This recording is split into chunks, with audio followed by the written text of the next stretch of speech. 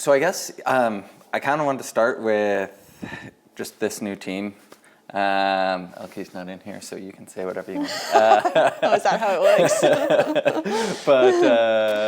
But no, I mean, there's been a lot of attention and press around the team, and just the the premise that the women on this team are getting a high level of support.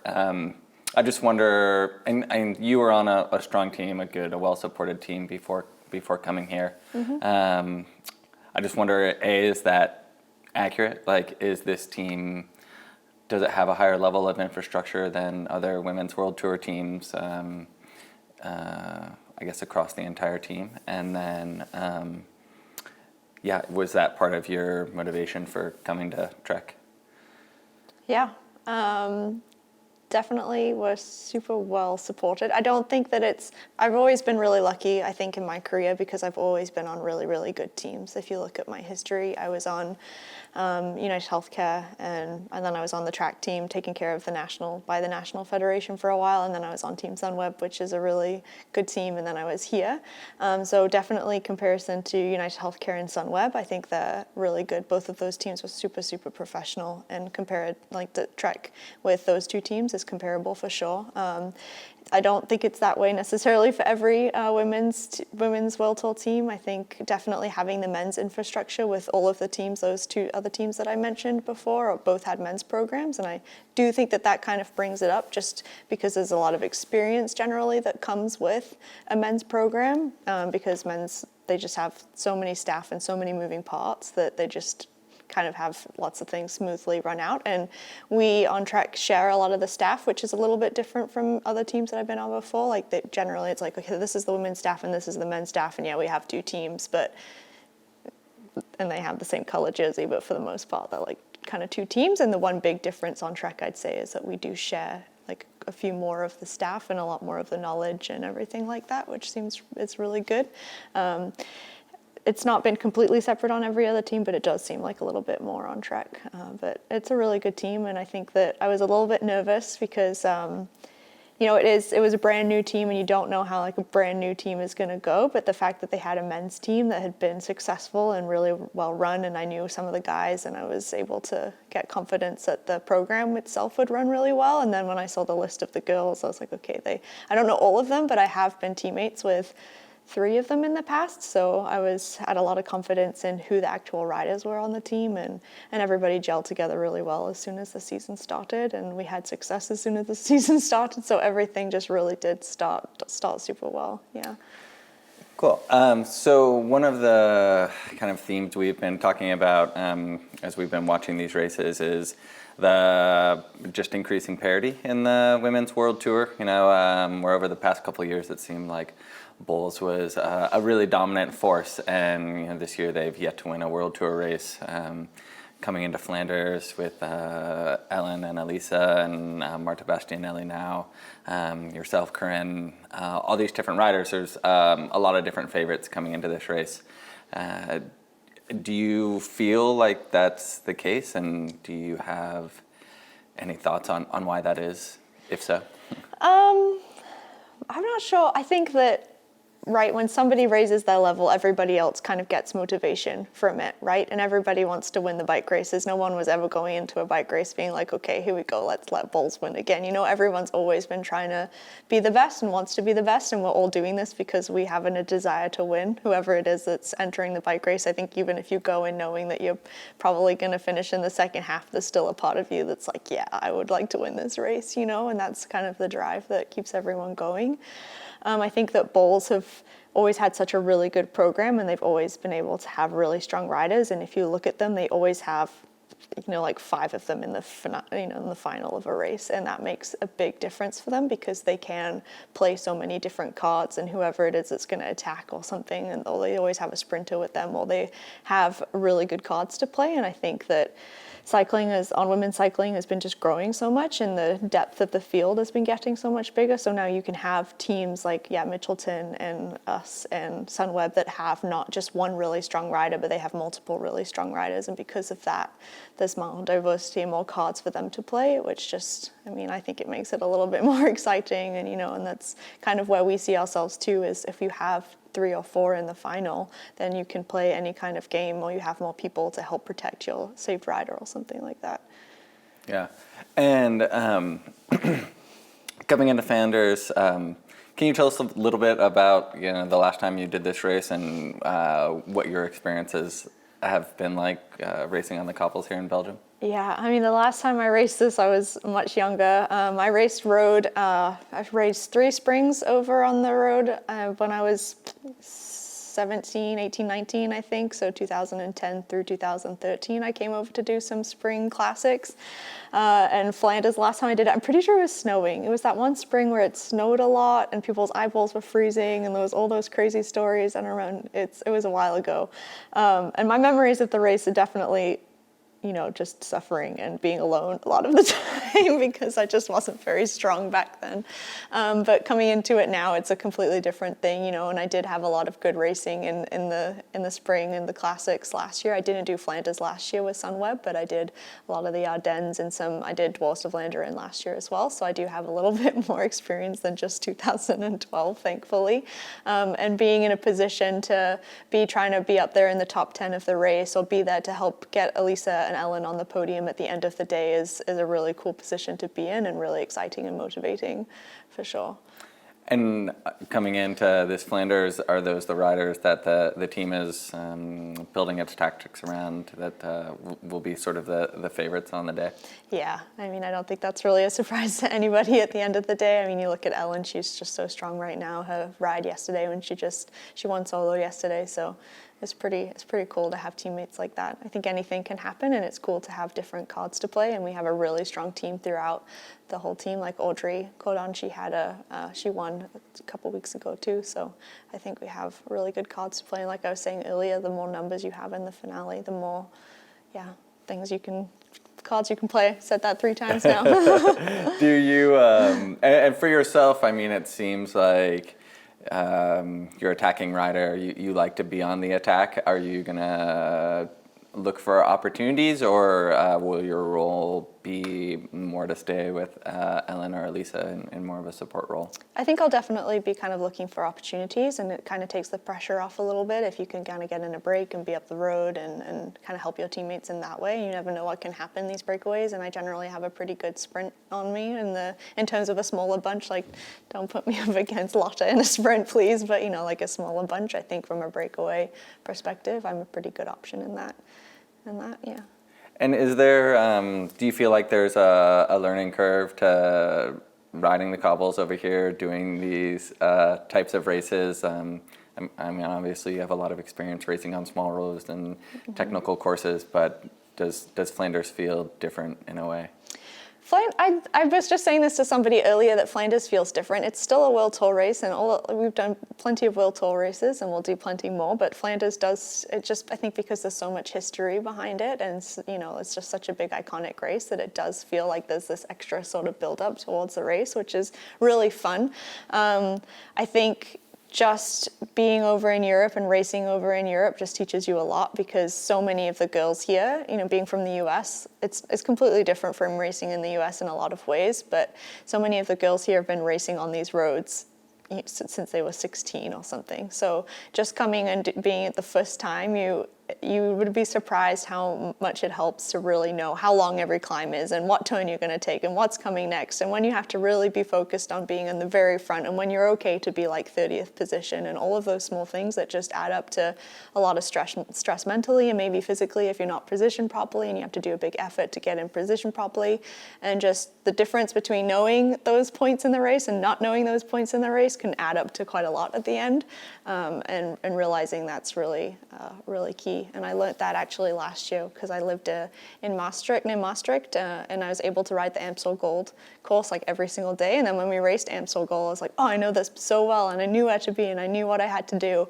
And just really realizing that knowing all of those things can just take so much stress off. So the girls that have been racing these races for 10, 15 years, like they know all the roads because they've been the same roads for those entire 10, 15 years. They change a little bit here and there, but I think just familiarizing myself with the races and everything is just where it comes really Yeah, important. I mean, I feel like we're seeing that a little bit more with the Americans on the men's side that are sort of targeting these races, like Logan Owen and Johnny Brown moving to this area. Is that, you know, and a lot of Americans based out of Girona, I mean, is that more just sort of on where you see yourself as a rider, what your aspirations are, and then I guess that just sort of gets to like where your aspirations are in the sport? I mean, you're still relatively young. I mean, obviously you're not. Do you think about what type of rider you would want to be, what type of races you would want to win, or are you sort of just want to win a lot of different races? I mean, I think it's definitely different, a little bit different for the men and the women, because the men have like lots of stage races that happen at the beginning of the year. So you have your guys that are like specifically classic riders, and like that's what they focus on the whole year. And if they have a good classic season, then the rest of the season isn't as important. And I think for women, because we don't have any other races going on right now, there's a lot of girls that want to be really, really good at the classics and really, really good at the Giro or something like that, which is hard to do because it's hard to be super good at both of those. But there is more of an all-rounder type style, I think, that suits sort of a lot of the female athletes in the peloton. It is becoming a little bit more specialized. Like you do see a lot of more people that are just specifically sprinters or specifically climbers, which I think is pretty cool. For me personally, like I really like being in Girona, and that doesn't mean that I don't. I really love the Ardennes, and I really hope to do well at the Ardennes this year. And I also really love the Giro, and I hope to do really well at the Giro this year. And Trek give us so much support that we do get to come over to the races a couple days early. So we do a recon, like today we did a recon of Flanders, and before we did Dwars-Vlaanderen, and we were able to do a recon of that race as well. So it is that we do get to come in a couple of days before and have it really fresh in our mind before we start. And then Flo is a broadcaster for the Giro Rosa. We watched you win a stage last year and don the pink jersey. Yeah. Can you take us through that stage, that win, wearing the leader's jersey? And I mean, it is the biggest women's stage race in the world, ostensibly. Can you take us through that ride and then what it meant to wear that jersey? Yeah, I mean, it's crazy to hear people say that because I still don't, it's just a crazy thing to happen. I think the first time I did the Giro was in 2013, and Mara Abbott won it that year. I was on the national team with her, and it was one of my favorite, it still is one of my favorite memories of racing as a team and with her. So I think that just my history with that race, going into it and everything, was really cool. And then being on, Sunweb, which was such a big team for me. And all the other girls so far on the team had been wearing the pink jersey, which was a really, really cool, like going into the race, we had already these really special feelings because we'd won the team time trial, and so Ellen had won it the first day, and then Leah Kirchman had it, and we just been like kind of passing it around. Lucinda wore it for a day, and the junior girls on the team had been wearing the U23 girls on the team had been wearing the U23 jersey, so everybody had kind of been on the podium wearing a jersey. And that day was just a really good day to try and go for it. It was still really early in the stage race, so the GC hadn't really kind of kicked into play, and we were just going up a climb, and as we were coming over the crest of the climb, I was like, well, either try now or you don't. So I just went over the climb, and two other riders came with me. One of them was fellow American Taylor Wiles, now my teammate too. So that was really awesome, and we worked really hard together, and it was this kind of like long drag downhill into the finish, and the three of us just really went for it. And then I took the sprint and wore the jersey. It was, I mean, it's really cool. Like you said, it's the biggest stage race that we have, and I have a lot of fond memories of the race. So to wear the jerseys, winning a stage was really, really awesome, but then like going on the podium and wearing a pink jersey, which I have one in the past from Mara, gave me one when she won it. So then to have like my own, it was really special. So you were on the national team with Mara when she won? Mm-hmm. Cool. Yeah. And did you feel any sort of pressure or obligation to hold on to the jersey? I know you fought really hard, but you know, Zocolan is a really big mountain. Kind of what were your feelings after you got the jersey and sort of living up to wearing the leader's jersey? Yeah, I mean, I think it would be a little bit unhuman of me if I didn't want to try and keep it, and I really did the best that I could with it. And I think just the longer climbs, I'm just not quite there yet. Like, I'm a pretty punchy rider, and I'm pretty good on shorter climbs, but anything that starts going pretty steep for more than like 15 minutes, I'd say, I'd really start to struggle. And I gave it everything I did, and at the end of the day I got to the finish line, and I think there's still like a little bit of disappointment that I couldn't keep it longer, but I think that that's just a little bit natural. But at the end of the day, I was really happy with having it for even a day, and I did the best that I could do, and that's just what I could do, and you just have to move on with that and just be happy for the day. Yeah. Do you think you could win the Giro one day? I mean, yeah, in my dreams, but it would depend on like the courses and everything. Like I said, there's so many hour-long climbs, and it's, like I mentioned earlier, cycling is becoming so much more specific, and there are really, really good pure climbers. And if I was to be a really, really pure climber, then I would have to sacrifice the other areas that I'm really sprinty and the short power stuff that I really excel in. And I think that it's better to just focus on like that I'm really, really good at, and make that really, really good while bringing my climbing up to the best that I can. So I mean, you never know, right? Anyone can dream.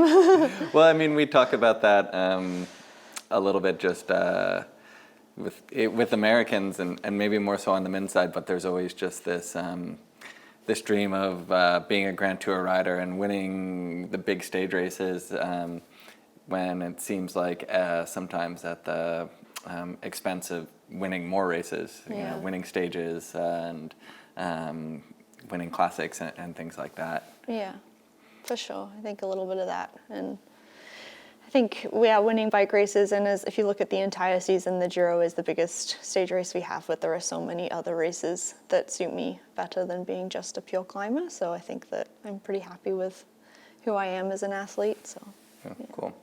What are your thoughts on ways that the media broadcast can just deliver more value and more exposure to the Women's World Tour and the stories that are being told within it?